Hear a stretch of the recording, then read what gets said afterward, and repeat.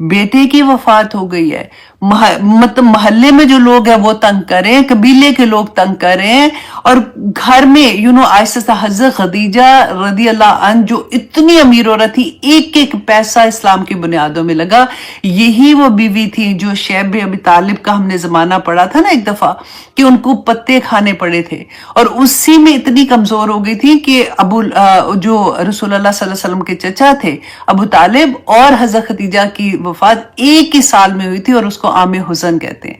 इतनी तकलीफों के बावजूद भी अल्लाह सुब्हानहू तआला कैसे उनकी सोच को शिफ्ट कर रहे हैं, वो हम इस सूरह में देखेंगे। आप में से हर वो जिसको कभी भी ये लगता है कि मेरे से ज्यादा दुख किसी का है ही नहीं है, मैं इमोशनली ब्रेक हो गई हूं, मेरे पास तो एक के बाद, कहते हैं ना कि हाय हाय बस भी हो जाए, हम कई दफा ऐसे करते हैं ना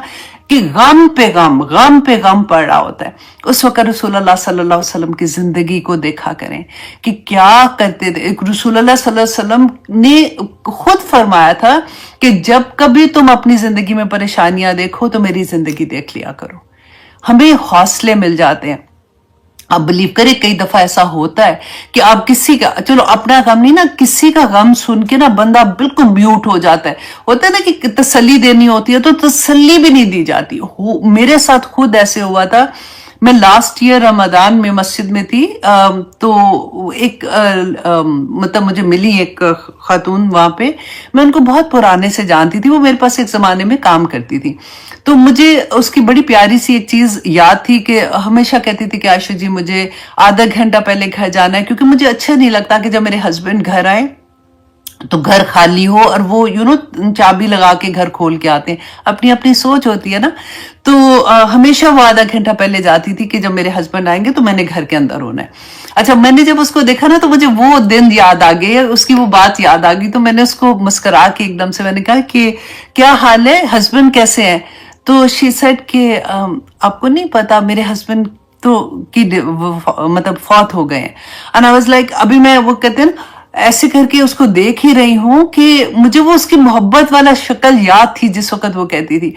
तो उसके साथ जो एक औरत थी, उन्होंने कहा कि अभी लास्ट मंथ इनके बेटे की डेथ हुई है। उनके 2 बेटे थे, उस वक्त तो छोटे छोटे थे, 20 आई थिंक 25 या 24 ईयर्स का बच्चा। तो मैं ऑनेस्टली, वो कहते हैं ना कि सांस नहीं आता, बंदा ऐसे होता है कि बजाय इसके कि मैं उसको कोई तसल्ली दे दूं, मैं खुद ही रोना शुरू हो गई। और मैं I couldn't control my self कि या अल्लाह मैं इसको क्या तसल्ली दूं। तो कभी कभी ऐसा होता है ना हमारे साथ कि या अल्लाह ये मतलब खड़ी है और वो मस्जिद में नमाज पढ़ने के लिए आई हुई है। अल्लाह सुब्हानहू तआला ऐसे वक्त में सूरत कौसर याद रखे। जो करात हम करते हैं ना, उसको इमाम आसिम कूफी जो है, उनकी कूफी करात हम करते हैं। उस करात के मुताबिक हमारी ये सूरह में 11 आयात हैं। अच्छा, अब हो गया क्या कि कुरान पाक में एक बात और भी आप अंडरस्टैंड कर ले। अच्छा, जो नए लोग हैं ना, वो जो सिर्फ लिसनर हैं, वो अपने ऊपर से यूं करके गुजार दें, लेकिन जो नोट्स बनाते हैं, सुनते हैं प्रॉपर, उनके लिए मैं इसलिए बता रही हूँ कि कल को जब वो सुनेंगे तो वो ऐसे नहीं कि नहीं ऐसे नहीं हो सकता, कि उनके कान में ये चीज जाएगी, ये लफ्ज होंगे तो उनको पता होगा कि ऐसा हो सकता है कि कुरान पाक में कुरान पढ़ने के करात के कुल कहते 10 तरीके हैं। अच्छा, उनमें से 7 करात ऐसी हैं जो तवातर के साथ उनका रसूलुल्लाह सल्लल्लाहु अलैहि वसल्लम के साथ उसकी सनद मिलती है। कुरान की आयात का काउंट किरात के हिसाब से कुछ सूरतों में ऐसा हुआ है कि कूफी काउंट में, इसको कूफी मैं उसको कह रही हूँ कि इमाम आसिम कूफी जो है, कूफी काउंट में इन्हें 11 आयात है, और दूसरी किरात में कहीं 10 और कहीं 8 किरात भी आती हैं। अच्छा, इन आयात की अब आपने ये है कि फॉर एग्जाम्पल ये 11 है, अगर किसी करात में आपको ये 10 मिलेंगी तो उसका ये मतलब नहीं है कि एक आया ही उड़ा दी गई है, ऐसा नहीं है। सेम टू सेम वर्ड्स हैं। फर्क पता है कहाँ पे होगा? फर्क है वसल और वक्फ का। वसल किसको कहते हैं कि जहां पे 2 आयात के दरमियान, जैसे अल-क़ारिया आया खत्म, मल-क़ारिया आया खत्म, तो दोनों आयात के दरमियान में, मतलब ये 2 आयात हो गई ना, तो वक्फ उसको कहते हैं जो विदिन आया होती है, जहां पे जैसे सांस टूट जाता है तो हम थोड़ी सी ब्रेक लेते हैं ना, اس کو کہتے ہیں اس کو وقف کہتے ہیں. اچھا اب ہوا کیا تھا کہ جیسے صحابہ نے رسول اللہ صلی اللہ علیہ وسلم سے قرآن ڈفرینٹ ٹائپ پہ ڈفرینٹ سورہ سنتے رہے، تو ان کو یہ لگا فار ایگزامپل کہ یہاں پہ رسول اللہ صلی اللہ علیہ وسلم نے وصل کیا ہے جبکہ رسول اللہ نے وقف کیا تھا، کیونکہ وقف اینڈ وصل بھی رسول اللہ صلی اللہ علیہ وسلم نے جیسے کیا تھا ویسے ہی ایگزیکٹلی قرآن میں ہے،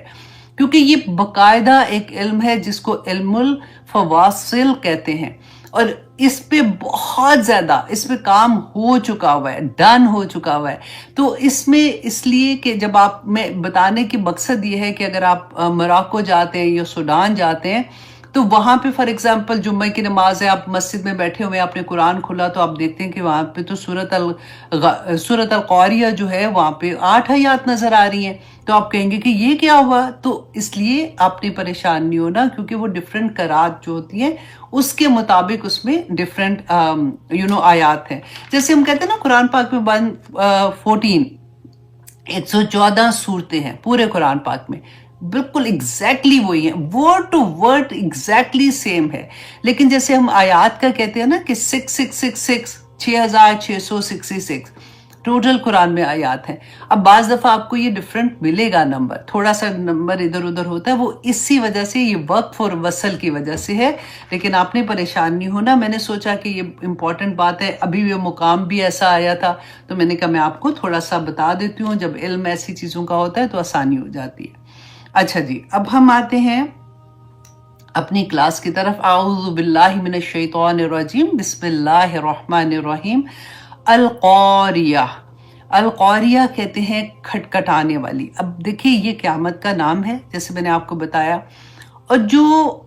پہلے عرب والے لوگ تھے نا، جو پہلے مخاطب تھے قرآن کے، وہ اس لفظ سے واقف تھے. ہم لوگ جو ہوتے ہیں نا، ہماری کیونکہ لینگویج نہیں ہوتی تو ہمیں نہیں پتا چلتا. اچھا القاریہ ٹھیک ہے، اللہ سبحانہ تعالیٰ نے اس میں قیامت کی بات کی ہے، لیکن دے نو کہ اس کی انٹینسٹی کیا ہے. اب دیکھیں کہ جب رسول اللہ صلی اللہ علیہ وسلم یہ آیا سنا رہے ہوں گے اور ایک ہی لفظ میں یہ کہہ کہ القاریہ اور پھر رک گئے، تو ان کو اس وقت کیا حالت دل کی ہوگی کہ اللہ سبحانہ تعالیٰ یہاں پہ کیا پیغام دینا چاہ رہے ہیں.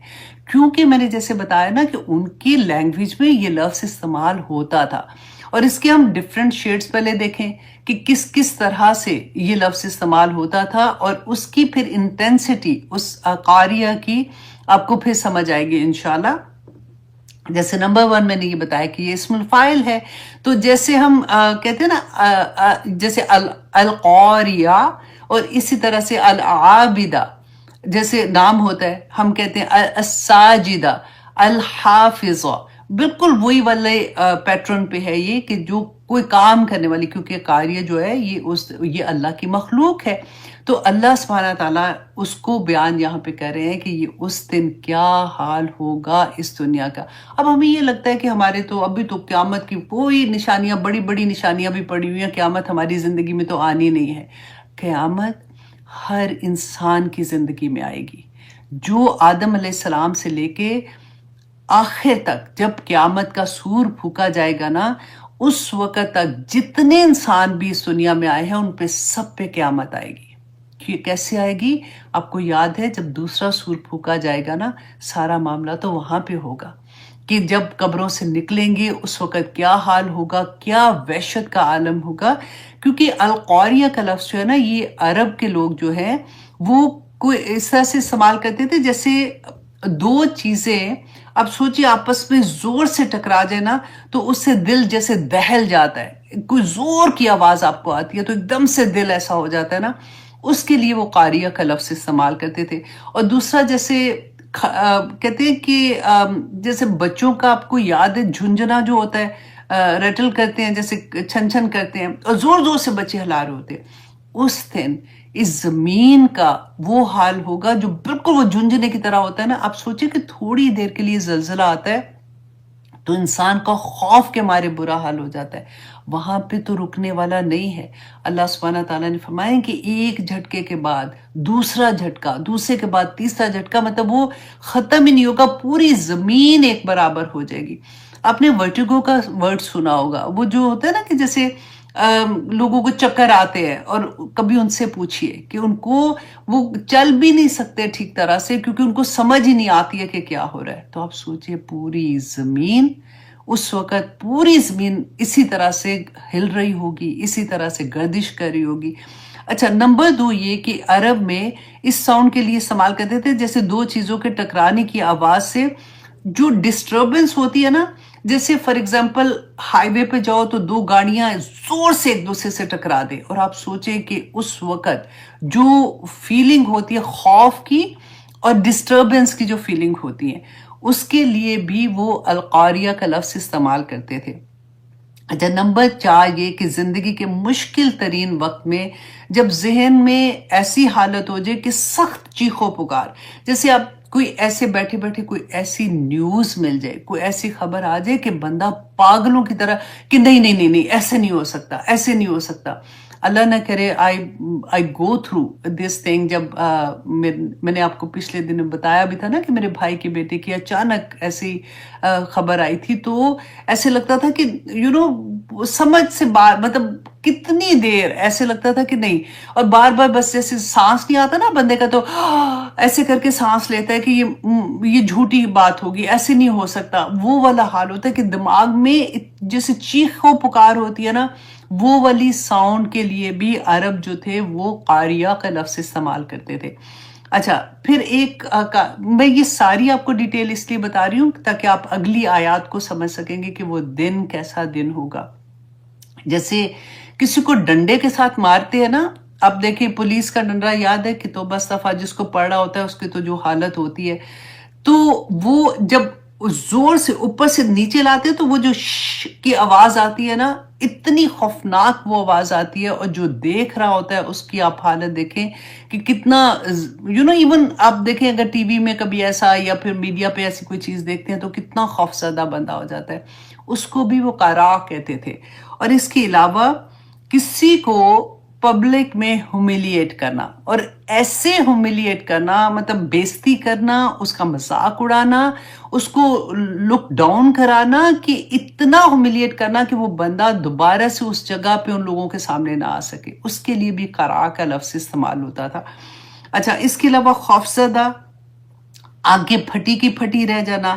دل کا زور زور سے کانپنا، یہ سارے کے سارے لفظ آپ دیکھیے کہ یہ کس میں آتے ہیں، قاریہ میں آئیں گے. کہ اس دن یہ حال ہوگا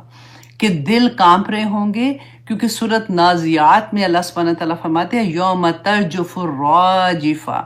جس دن کانپنے والی یہ زمین جو ہے وہ کانپنے لگے گی، تتبعها الرادفہ، اور اس کے بعد ایک اور جھٹکے پہ جھٹکا آئے گا، قلوب یومئذ واجفہ، اور دل اس دن کانپ رہے ہوں گے، ابصارها خاشیہ، اور آنکھیں سہمی ہوئی ہوں گی. سورۃ قمر میں اللہ سبحانہ تعالیٰ فرماتے ہیں کہ جس روز پکارنے والا ایک غیر متوقع چیز، غیر متوقع کیونکہ ہم توقع تو نہیں کر رہے ہوتے نا، تو اچانک وہ جو آواز آئے گی پکارے گا، اس روز لوگ سہمی ہوئی نگاہوں کے ساتھ قبروں سے اس طرح نکلیں گے گویا کہ وہ بکھری ہوئی ٹڈیاں ہیں،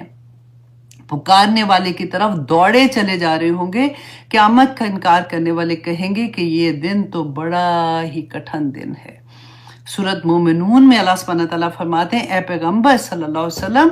ان لوگوں کو اس دن سے ڈراؤ جو قریب ہی آ لگا ہے، جس دن کلیجے منہ کو آ جائیں گے، لوگ غم سے بھرے ہوں گے، اور ظالموں کے لیے کوئی جگری دوست اور کوئی سفارش کرنے والا نہیں ہوگا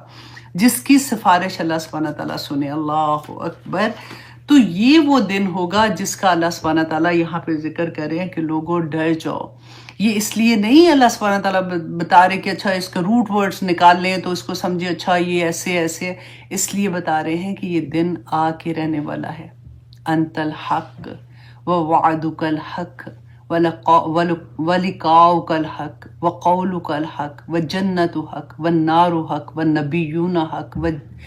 ومحمد صلی اللہ علیہ وسلم حق. تو ہر چیز جو اللہ سبحانہ تعالیٰ نے بیان کی ہے وہ سب حق ہے.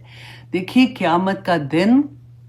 جس دن آئے گا، اور پھر اس کے بعد کی کتنی دفعہ ہم نے بات کی نا کہ وہ پورا مرحلہ کیا ہوگا کہ قبروں سے نکلیں گے کس طرح سے پاگلوں، اور ہر انسان ہر انسان اپنی قبر سے اپنے اعمال کے مطابق نکلے گا.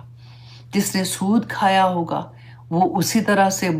بدخواست جیسے ہوتا ہے نا اس طرح سے اللہ سبحانہ تعالیٰ نے بتایا نکلے گا. جو ایسا انسان ہوگا نا جو تکبر کہ میں بڑا مجھے دیکھو، اب ہمیں ایسی چیزیں پڑھ کے ہمیں لگتا ہے نہیں میرے میں ایسی چیز نہیں ہے، لیکن بالکل وہ کہتے ہیں نا کہ لا ریب فی، جیسے ہم قرآن پڑھتے ہیں کہ اپنے بالکل شک و شبہ سے دور ہو کے پھر پڑھو گے تو تمہیں سمجھ آئے گی. اسی طرح سے اپنے دل میں بالکل وہ سب چیزیں نکال کے نا پھر اپنے آپ کو ایویلیویٹ کرو کہ کہیں میں تکبر کسی جگہ پہ تو نہیں کرتی، کہیں ایسا تو نہیں کہ میں نے یہ بات اس وقت کی تو میرا کیا مقصد تھا کرنے کا. رائٹ، جب بھی ہم کوئی سینٹنس بولتے ہیں تو اس سینٹنس کے پیچھے کوئی نہ کوئی تو ریزن ہوتی ہے، تو ہم اپنے آپ کو ایویلیویٹ تو ایسے ہی کریں گے نا. تو جو انسان نے دنیا میں تکبر کیا ہوگا وہ چونٹیوں کی طرح قبر سے نکلیں گے اور لوگ ان کو اپنے پاؤں سے رونتے ہوئے نکلیں گے. جو عمل ہم دنیا میں کرتے رہے اسی طرح سے اس دن قیامت کے دن ہم اپنی قبروں سے نکلیں گے. اور جو مومن ہوں گے ان کی شان ہی بڑی ہوگی، نور کے ممبروں پہ بیٹھے ہوں گے. اللہ سبحانہ تعالیٰ نے اتنی خوبصورت ان کے لیے انعامات رکھے ہیں کہ اللہ سبحانہ تعالیٰ فرماتے ہیں فلا تعلم نفس ما اخفی لهم قرۃ اعین،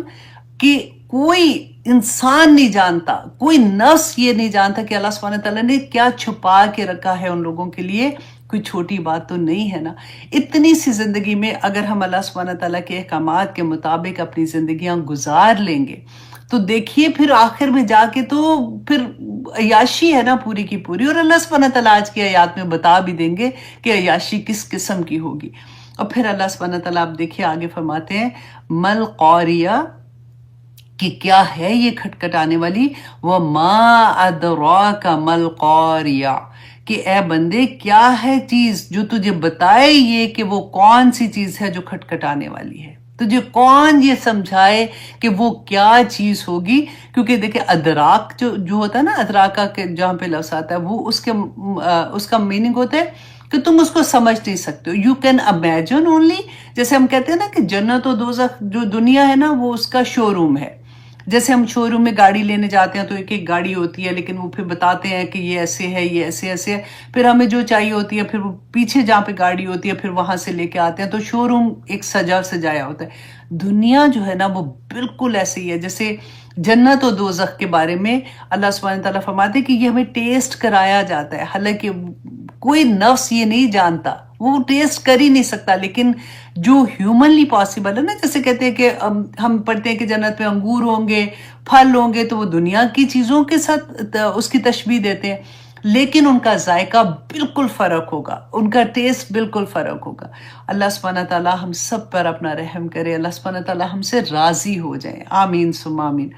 اب اللہ سبحانہ تعالیٰ آگے فرماتے ہیں آیت نمبر 4، یوم یکون الناس کالفراش المبثوث، اے لوگو اس دن ہو جائیں گے الناس لوگ کالفراش پروانوں کی طرح، مبثوث جو بکھرے ہوئے پروانے ہوں گے اس طرح سے ہو جائیں گے. بکھرے ہوئے پروانے آپ نے کبھی دیکھے ہیں؟ جیسے جب روشنی ہوتی ہے، کبھی آگ لگائی ہوتی ہے نا سردیوں میں، تو اس کے اوپر جیسے چھوٹے چھوٹے پتنگے سے آتے ہیں تو بالکل حواس بساختہ، ان کو ڈائریکشن لیس یوں پاگلوں کی طرح پھر رہے ہوتے ہیں اس کے اوپر. اللہ سبحانہ تعالیٰ نے یہ اگزامپل ہمیں کیوں دی کہ اس دن جب تم قبروں سے نکلو گے نا اسی طرح سے تم حواس بساختہ ہوگے، تمہیں ڈائریکشن لیس بھاگ رہے ہوگے، جو پکارا ہے اس کی طرف بھاگو گے کہ کیا ہو رہا ہے، کہاں سے یہ آواز آ رہی ہے، کیوں آ رہی ہے، خوف زدہ ہو کے بھاگو گے. اچھا پروانہ جو ہے نا، یہاں پہ اللہ سبحانہ تعالیٰ نے جو کل فراش کا لفظ استعمال کیا، دیکھیے پروانے کی ایک خوبی ہے، جب میں اس کا ڈیٹیل پڑھی تھی آپ لوگوں کی کلاس کے لیے، کیونکہ پھر ایک ایک لفظ کو جیسے پڑھنا شروع ہوتی ہوں، اچھا اس کے بارے میں اللہ سبحانہ تعالیٰ نے یہ ورڈ یوز کیا ہے تو اس کا کیا معنی ہوگا، اس میں کیا خوبیاں ہیں. تو میں دیکھ رہی تھی کہ پروانہ جو ہے نا یہ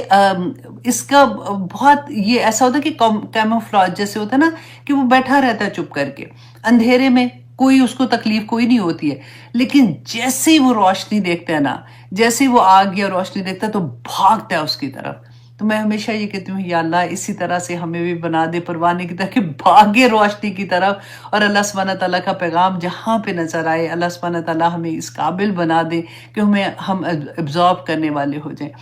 تو اچھا یہاں پہ فراش جو ہے بعض جگہ پہ یہ ٹڈیوں کے لیے بھی لفظ آتا ہے کہ ٹڈیاں جیسے ہوتے ہیں نا، دیکھیں جو ٹڈی دل آپ نے سنا ہوگا کہ یہ پھر گروہوں میں ہوتی ہیں، جیسے انسان اللہ سبحانہ تعالیٰ نے بتایا کہ قیامت کے دن گروہ در گروہ آئیں گے، جس کے پیچھے وہ دنیا میں لگے تھے اس کے پیچھے لگ کے وہ وہاں پہ پہنچیں گے، اور اللہ سبحانہ تعالیٰ پھر وہاں پہ ان سے حساب لیں گے، اور آگے وہ بہت خوبصورت ایک حدیث آئے گی انشاءاللہ، میں وہاں پہ آپ کو اس کے بارے میں بھی بتاؤں گی کہ اللہ سبحانہ تعالیٰ کیا فرماتے ہیں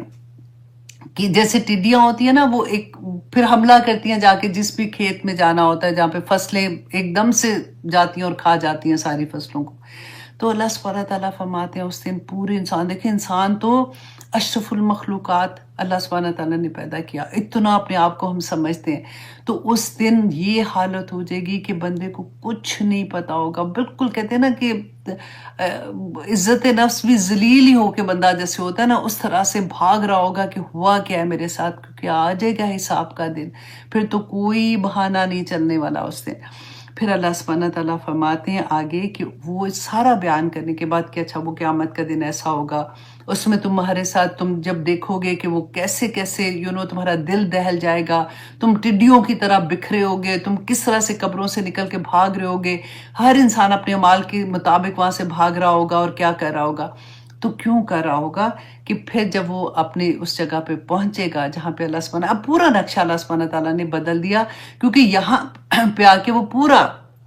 جو ٹائم تھا اللہ سبحانہ تعالیٰ نے وہ ہم نے بہت دفعہ پڑھا کہ پھر کیا کیا کیا کیا سٹیجز ہوں گی۔ تو فَأَمَّا مَنْ ثَقُلَتْ مَوَازِينُهُ، تو پھر رہا وہ جس کا ہوا بھاری نامہ اعمال، جس کا پلڑا بھاری ہوا۔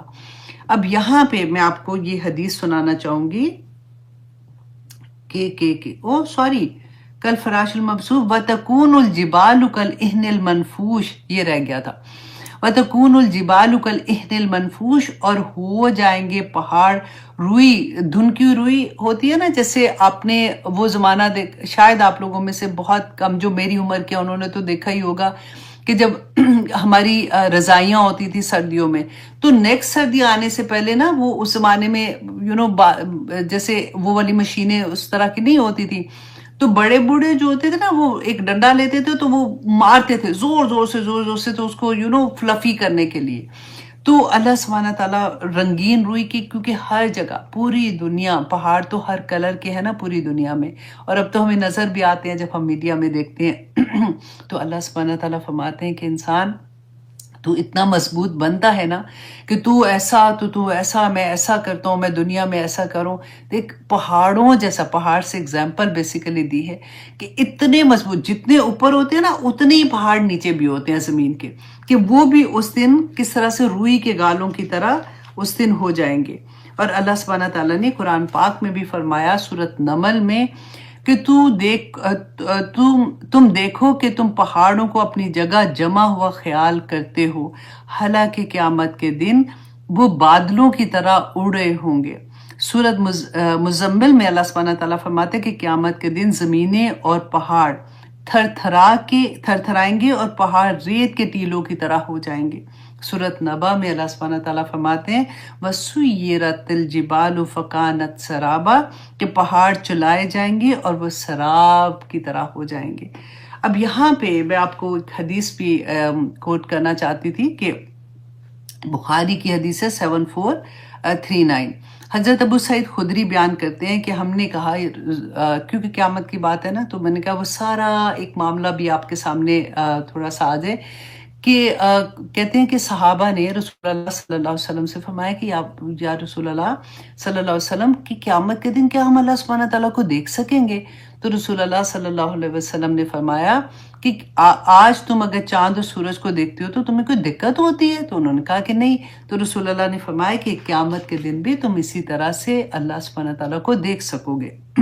پھر فرمایا رسول اللہ صلی اللہ علیہ وسلم نے پھر ایک آواز دینے والا آواز دے گا اور ہر قوم اس کے ساتھ جائے گی کہ جس کی وہ پوجا کرتی تھی یا جس کے پیچھے وہ اس دنیا میں تھی. میں نے آپ کو بتایا تھا نا کہ گروہ جیسے ہو جائیں گے، وہ یہی بات یہاں پہ، اسی لیے میں یہ حدیث پہ آپ کو سنانا چاہ رہی تھی کہ ہر انسان جس کے پیچھے تھا نا دنیا میں، اسی کے پیچھے وہ اللہ سبحانہ تعالیٰ کہیں گے کہ اس امام کے پیچھے آ جاؤ شاباش، جس کے پیچھے تم لگے تھے دنیا میں. چنانچہ جو اللہ کی عبادت کرتے تھے وہ باقی رہ جائیں گے، اور باقی سارے کے سارے جو ہے وہ اپنے اپنے امام کے پیچھے جائیں گے، اپنے اپنے جن کی وہ پوجا کرتے تھے اور یا جن کے پیچھے وہ لگے تھے. اہل کتاب کے کچھ باقی ماندہ لوگ بھی اس میں ہوں گے. اچھا، اب یہاں پہ ایک اور چیز بھی میں آپ کو بتانا چاہ رہی تھی کہ جب تک اسلام آیا، رسول اللہ صلی اللہ علیہ وسلم پر جب وحی آئی ہے، اس سے پہلے جتنے بھی نبی آئے تھے ان کے جو فالوورز اپنے اپنے وقت میں اپنے نبی کو مانتے تھے، اپنی کتابوں پر ایمان لاتے تھے، وہ سب اپنے وقت کے مسلمان تھے. ٹھیک ہے، اور جب یہ ایسی بات ہوتی ہے نا کہ اس میں اہل کتاب کے بھی کچھ لوگ ہوں گے، تو یہ وہی لوگ ہوں گے جنہوں نے اپنے نبی کی بات مانی تھی اور وہ اس زمانے کے مسلمان تھے. ٹھیک ہے، تو پھر دوزخ ان کے سامنے پیش کی جائے گی جب سارے کے سارے لوگ وہاں پہ جمع ہو جائیں گے اور پورے گروہ کے گروہ جو ہیں وہ اپنی اپنی جگہ پہ آ جائیں گے. تو دوزخ ان کے سامنے پیش کی جائے گی. وہ ایسی چمکدار ہوگی جیسے دھوپ ہوتی ہے نا، تو میدان میں ریت جیسے دور سے وہ پانی کی طرح سراب نظر آتی ہے.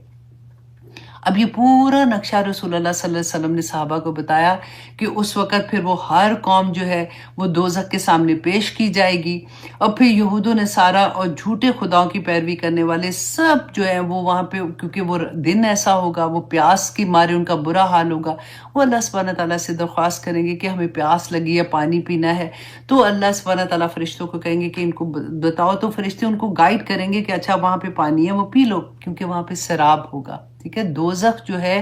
وہ ریت، چمکتی ہوئی ریت کی طرح ہوگی. تو جب وہ اس کی طرف جائیں گے تو وہ دوزخ میں گر جائیں گے. اور پھر کہتے ہیں کہ پھر نیک و بد مسلمانوں سے کہا جائے گا کہ تم کیوں رکے ہوئے ہو؟ تو وہ کہیں گے کہ اے ہمارے رب، اب یہ سنیے گا، اے ہمارے رب، ہم دنیا میں جبکہ ہمیں ان سے فائدہ بھی تھا، ہم بزنس میں بھی ان سے فائدہ لے سکتے تھے، یہ بڑی بڑی پارٹیز کرتے تھے، یہ بڑے بڑے فن والے لوگ تھے، اس وقت ہم ان سے علیحدہ رہ کے ہم اللہ سبحانہ تعالیٰ کے احکامات کے مطابق اپنی زندگی گزارنے کی کوشش کر رہے تھے. تو آج جب ہمیں یہ پتہ ہے تو ہم ان کے پیچھے کیسے جائیں گے؟ تو اللہ سبحانہ تعالیٰ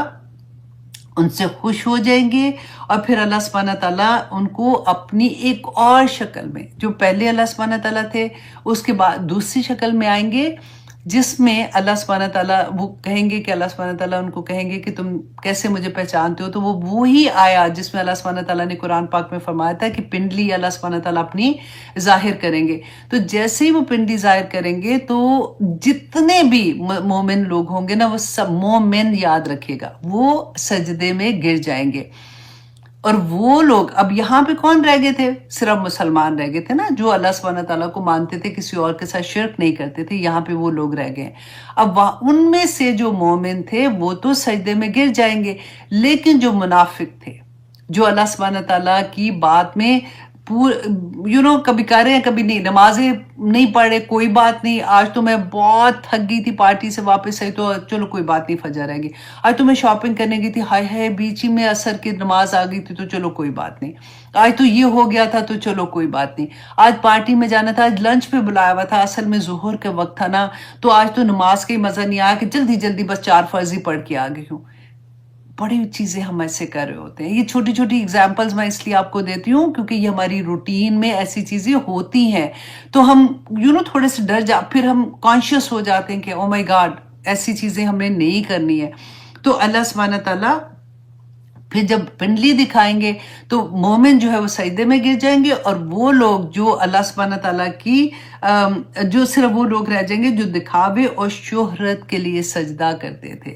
کہ جب وہ پارٹی میں گئے ساروں نے چلو نماز پڑھی تو چلو میں بھی یہاں پہ پڑھ لیتی ہوں، جب کہ وہ دیکھ رہا ہے تو اور اچھی نمازیں پڑھنا شروع ہو گئے، شہرت کی خاطر نیکیاں کرنے والے لوگ اور ایسے. اچھا، وہ سجدہ کرنا بھی چاہیں گے لیکن ان کی کمریں جو ہیں وہ تختے کی طرح ہو جائیں گی اور وہ نہیں جھکیں گے. یہ بخاری کی حدیث میں آپ کو سنا رہی ہوں.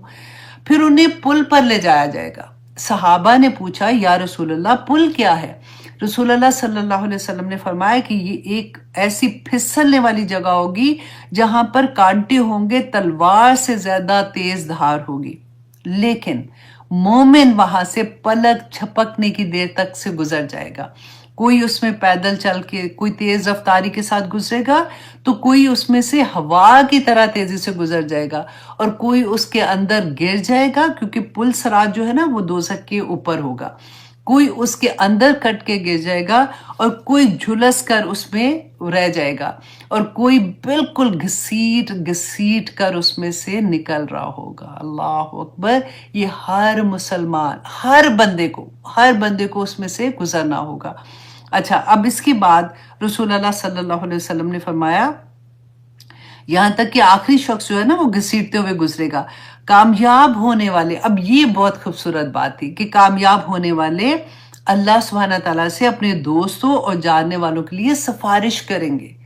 دیکھیے، اسی لیے کہتے ہیں کہ اچھے دوست بناؤ، اچھے لوگوں کے ساتھ رہو، تاکہ قیامت کے دن ایسا نہیں کہ اچھا کبھی کبھی ساتھ ہوگے، ایسی دوستی ان کے ساتھ رکھو کہ قیامت کے دن وہ آپ کو یاد رکھ سکے، وہ سفارش کریں گے اور اللہ سبحانہ تعالیٰ سے کہیں گے کہ میرا وہ دوست اللہ سبحانہ تعالیٰ میرے ساتھ تھا، ہم لوگ کٹھی کلاس لیتے تھے، یا پاک پروردگار ہم تو یہ کام بھی نیکی کا ہم اکٹھے کیا کرتے تھے، یا پاک پروردگار اس وقت وہ مجھے اس بات کی تلقین کیا کرتا تھا، یا پاک پروردگار اس وقت اس نے مجھے اس بات پہ انکریج کیا تھا۔ تو اس دن اللہ سبحانہ تعالیٰ سے وہ بندہ جو کامیاب ہو گیا نا، وہ اپنے دوستوں کے لیے اور اپنی فیملی کے لیے اللہ سبحانہ تعالیٰ سے سفارش کریں گے۔ اچھا، اب اللہ سبحانہ تعالیٰ ان کی سفارش قبول بھی کریں گے اور کہیں گے کہ اگر کسی کے دل میں اشرفی کے برابر بھی ایمان ہے نا، تو دوزخ سے نکال لو۔ وہ جائیں گے اور وہ وہاں سے ان لوگوں کو، لیکن میں کہتی ہوں اللہ اکبر، کہنا کتنا عام لگ رہا ہے، ہاں دوزخ سے نکال لیں گے، لیکن آگ میں اتنی دیر وہ جلیں گے، اس کے بعد اللہ سبحانہ تعالیٰ کہیں گے تو وہ نکال لائیں گے، اور اس کے بعد جب وہ نکال لائیں گے وہ پھر اللہ سبحانہ تعالیٰ سے درخواست کریں گے، تو اللہ سبحانہ تعالیٰ کہیں گے کہ اچھا جس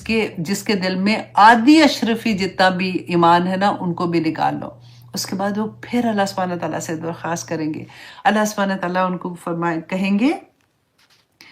اچھا جی، اللہ سبحانہ تعالیٰ فرمائیں گے کہ جس کے دل میں ذرہ برابر بھی ایمان ہے اس کو بھی نکال لو۔ تو پھر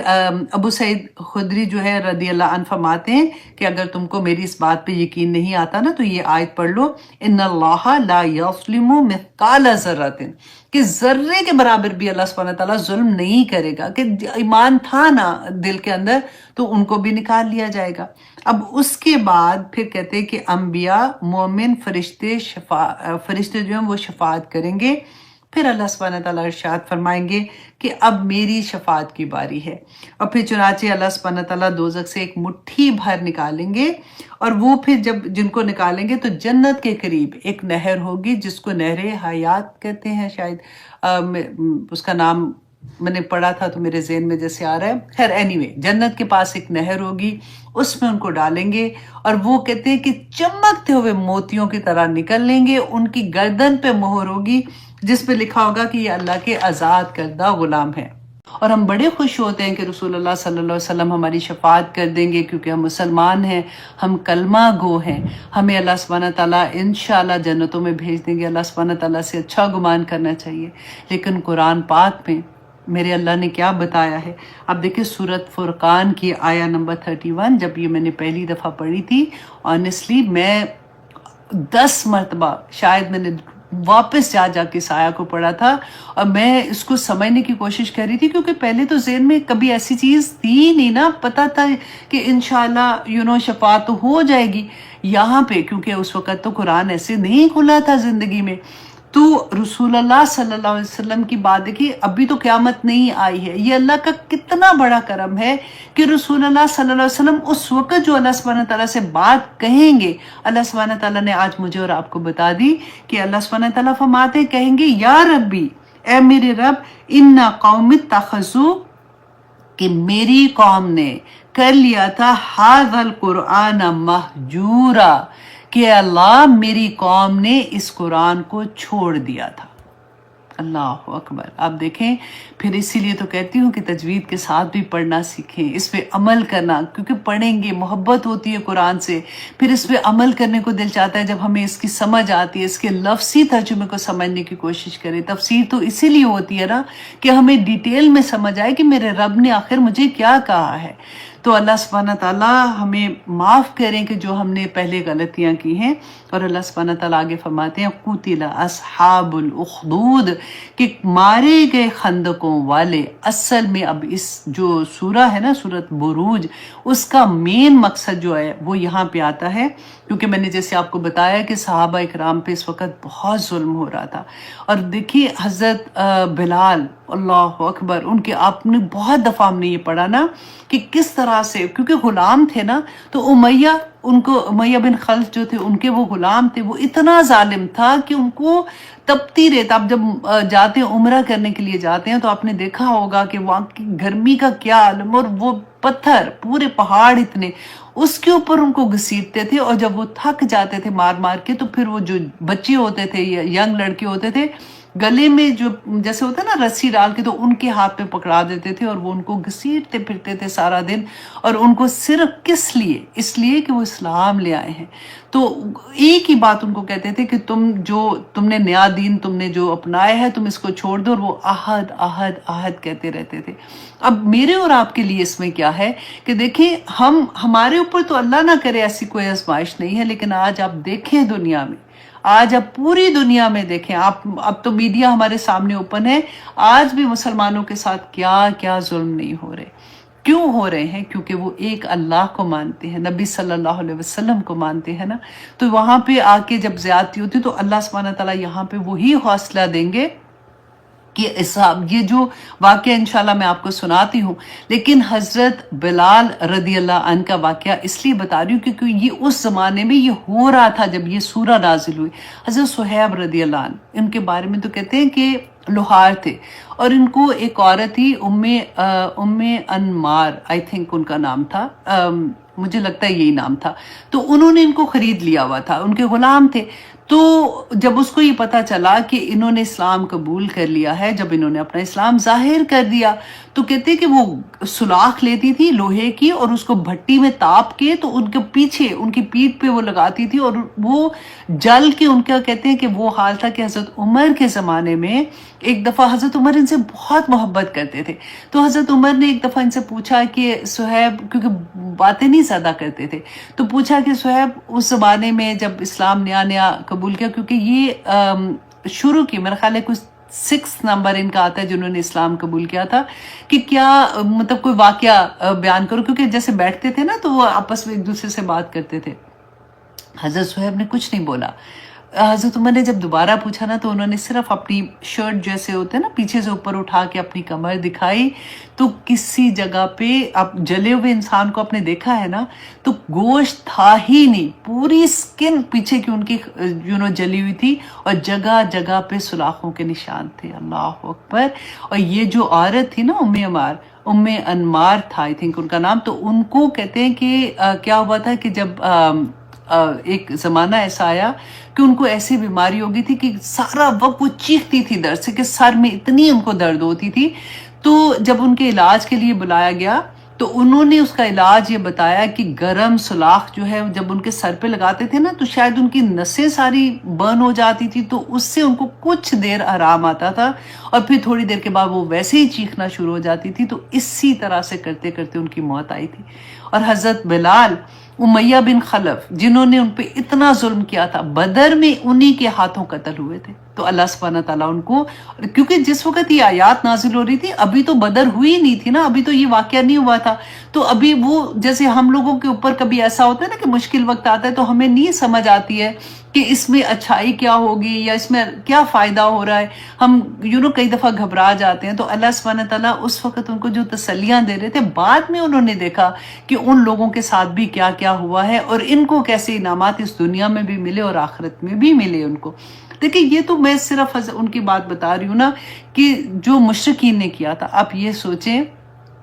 آپ امام ابو حنیفہ کا پڑھ کے دیکھیں، مشرکین نہیں تھے. اپنے مسلمانوں نے ان کے اوپر کیا ظلم کیا تھا دین کی وجہ سے. یہاں پہ بات جو ہو رہی ہے کہ دین پہ قائم رہنے کی وجہ سے کہ وہ کتنے ظلم ہوتے تھے. ان کے 100 کوڑوں کی سزا ان کو ملی. کیوں؟ کیونکہ اس وقت کا جو خلیفہ تھا انہوں نے اس کو ایک عہدہ پیش کیا تھا تو انہوں نے اس کو انکار کر دیا کہ میں قضا کا عہدہ جیسے ہوتا ہے نا قاضی بننا اس طرح کا عہدہ تھا. انہوں نے انکار کیا کہ نہیں کیونکہ ان کو یہ پتا تھا کہ حکومت جن لوگوں کے ہاتھ میں ہے وہ غلط کام کر رہے ہیں اور یہ میرے ساتھ مجھے بھی ویسے ہی فیصلہ کرنے پہ مجبور کریں گے. اور انہوں نے جب انکار کر دیا اور یہ ایک لمبی سٹوری ہے انشاءاللہ کبھی میں سناؤں گی تو ان کو یہ سزا دی گئی تھی 100 کوڑے ان کو لگائے گئے. اس کے بعد جیل میں ان کو زہر دے کے مار دیا گیا تھا. اللہ اکبر. یہ امام ابو حنیفہ جن کی فقہ ہم پاکستان میں پڑھتے ہیں ان کا یہ حال تھا. اور آپ دیکھیے کہ امام احمد بن حنبل ان کے ساتھ کیا ہوا تھا کہ قرآن جو ہے اس کا وہ فتنہ اس زمانے کا وہ کیا کہتے ہیں جو مین بادشاہ تھے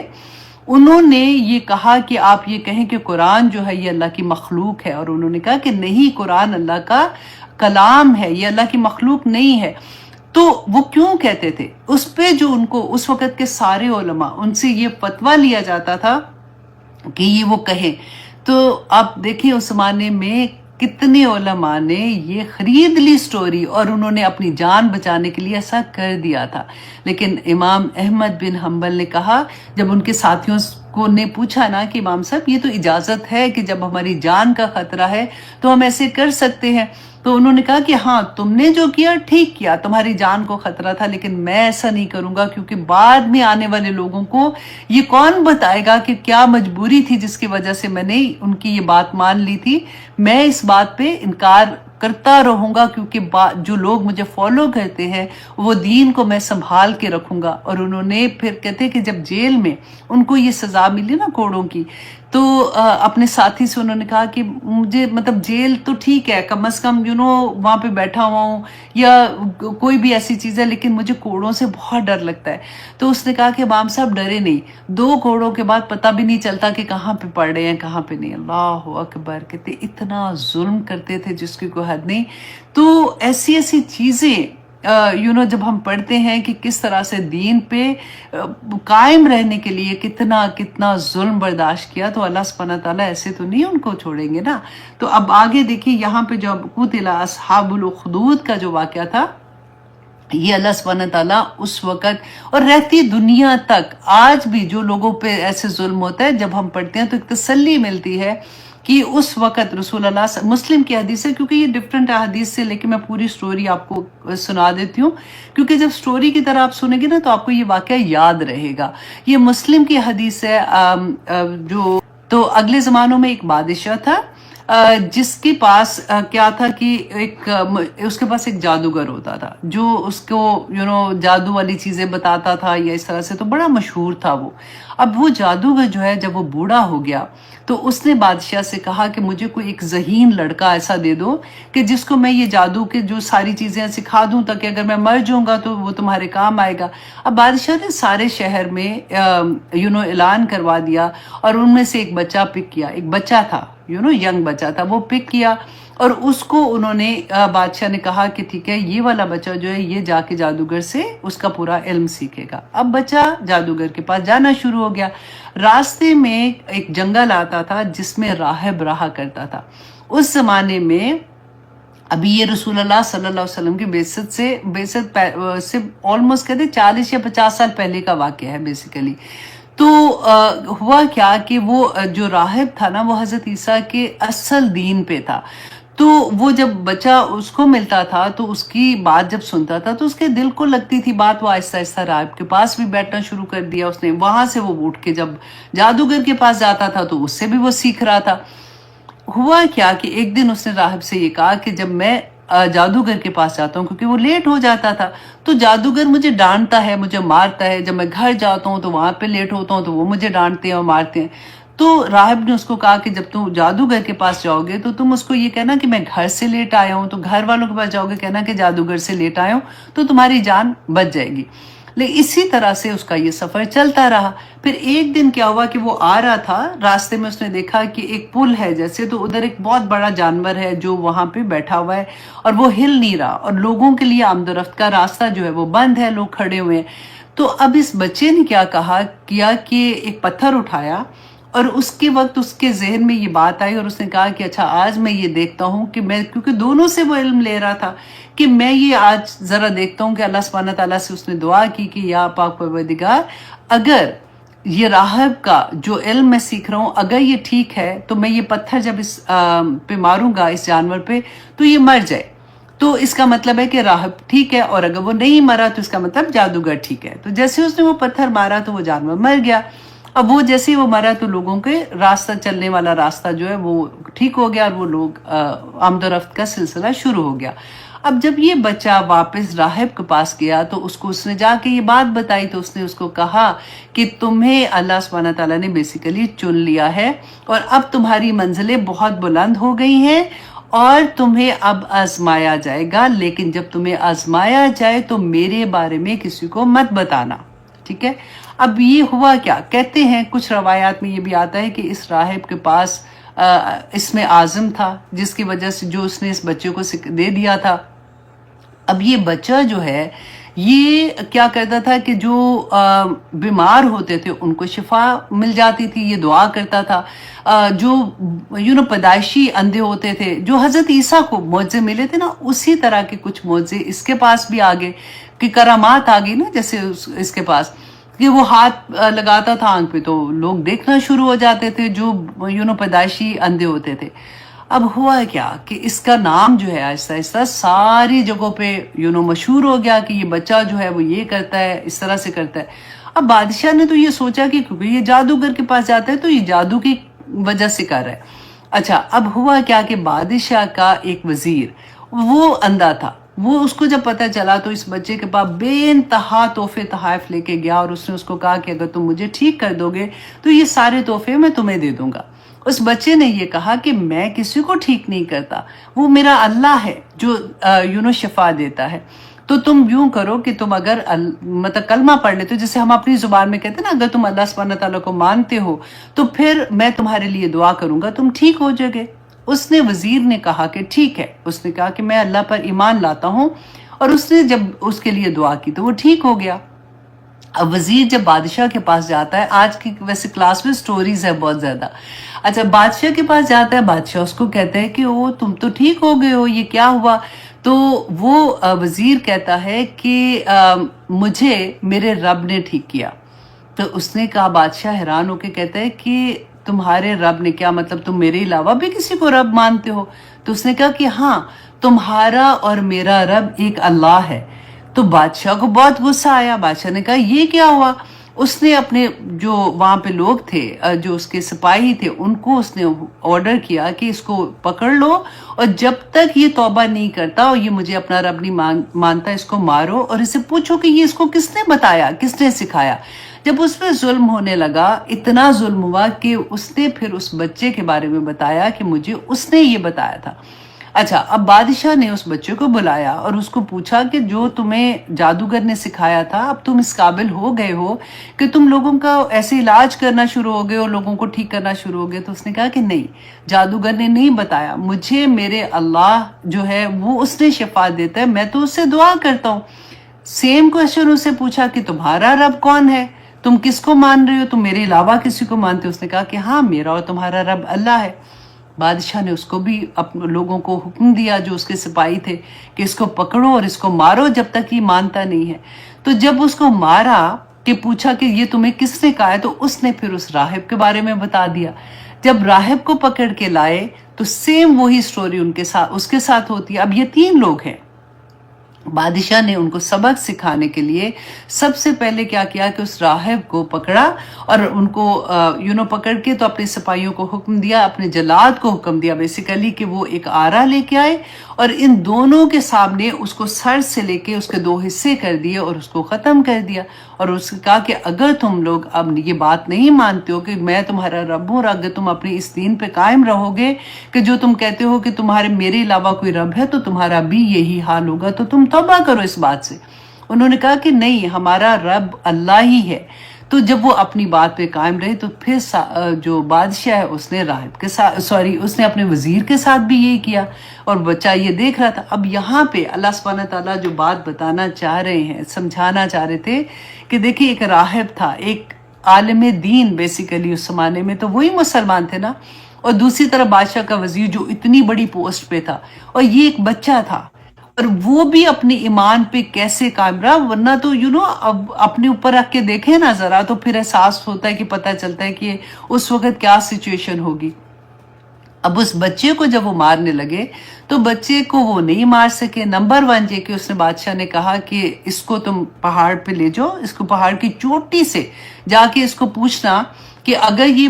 توبہ کر لیتا ہے اور اگر یہ مجھے ہی اپنا رب مانتا ہے تو اس کو واپس لے آنا، اور اگر یہ نہیں مانتا تو اس کو اوپر سے نیچے پھینک دینا۔ اب وہ بچے کو لے کے جاتے ہیں، بچہ راستے میں اللہ سبحانہ تعالیٰ سے دعا کرتا ہے، اور یہ دعا بہت پیاری ہے، آپ لوگ بھی یاد کر لیجئے گا۔ اللہم اکفنی بما شئتا، اے اللہ تو میرے لیے کافی ہو جا جس طرح سے تو چاہتا ہے۔ اب یہ بچے نے دعا مانگی تو کہتے ہیں پہاڑ ہلنے لگا، اور وہ جو لوگ اس کو پکڑ کے لائے تھے وہ گر گئے نیچے اور وہ مر گئے، اور بچہ چلتا ہوا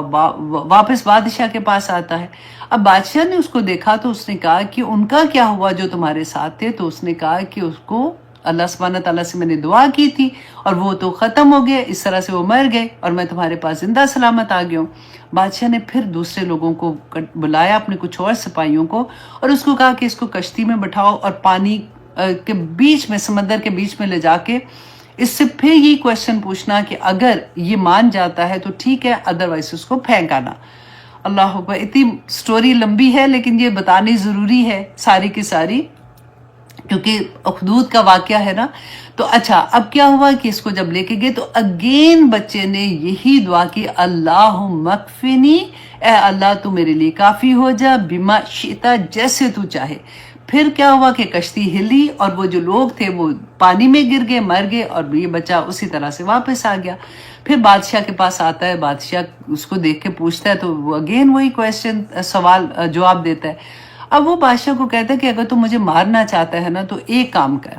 کہ تو مجھے مار ویسے نہیں سکے گا، میں تجھے بتاتا ہوں کہ تو نے کیا کرنا ہے۔ تو بادشاہ تو چاہتا تھا کہ اس کو مارے کسی طرح سے، یہ نہ ہو کہ یہ تو لوگوں میں اسی طرح سے بات پھیل گئی تو لوگ تو مجھے ماننے سے انکار کر دیں گے، تو یہ تو لوگ اس کے پیچھے لگ جائیں گے کیونکہ اس کے پاس کرامات بھی ہیں۔ تو وہ اس کو کسی بھی حال میں ختم کرنا چاہتا تھا۔ تو اس بچے نے کہا کہ یوں کرو کہ پورے شہر کو ایک جگہ پہ، ایک میدان میں اکٹھا کرو، مجھے سولی پہ چڑھاؤ، اور میرا جو تیر ہے نا وہ نکالو، اور تیر نکالنے کے بعد پھر تم یہ پڑھو گے کہ بسم اللہ ربی حاذل غلام، کہ میں اس بندے اللہ کے نام سے، یہ جو تیر ہے نا، میں اس بچے کے جو رب ہے اس کے نام سے میں یہ تیر اس کو مارتا ہوں، تو پھر میں مر جاؤں گا۔ ٹھیک ہے، بادشاہ نے کہا ٹھیک ہے۔ اب بادشاہ کو تو نہیں پتا تھا کہ اللہ سبحانہ تعالیٰ اس سے کتنا بڑا کام لے رہے ہیں۔ اب دیکھیں یہ بچہ ہے، بچے کی سٹوری ہے۔ اچھا، اب وہ کیا ہوا کہ اسی طرح سے لوگوں کو اکٹھا کیا گیا۔ بادشاہ نے جب یہ پڑھا کہ بسم اللہ ربی حاذل غلام، تو پھر تیر جب چلایا تو بچہ مر گیا۔ اب جتنے لوگ بھی وہاں پہ دیکھ رہے تھے وہ سارے کے سارے اسلام لے آئے۔ انہوں نے کہا کہ یہ تو اس بچے کا رب جو ہے، کیونکہ وہ تو پہلے دیکھ رہے تھے نا کہ جیسے وہ ٹھیک کر رہا تھا سب کو اور اس کے پاس کرامات تھی، پھر بادشاہ کا واقعہ یہ تو ہو رہا تھا وہاں پہ اور لوگ سن رہے تھے اس کے بارے میں۔ تو انہیں جب یہ پتا چلا تو جب سارے اسلام لے، کچھ دن کے بعد جب بادشاہ کو یہ خبر پہنچی کہ پورا شہر جو ہے اس میں لوگ جو ہیں وہ تو اللہ کو ماننا شروع ہو گئے، وہ کہتے ہیں ان کا رب اللہ ہے، تو یہ بادشاہ جو تھا اس نے یہ آرڈر کیا کہ جگہ جگہ پہ خندقیں کھدوائی جائے اور اس میں آگ کے الاؤ جلائے جائے، ایندھن جلایا جائے، اور سب جو یہ نہیں مانتا، جو اس بات پہ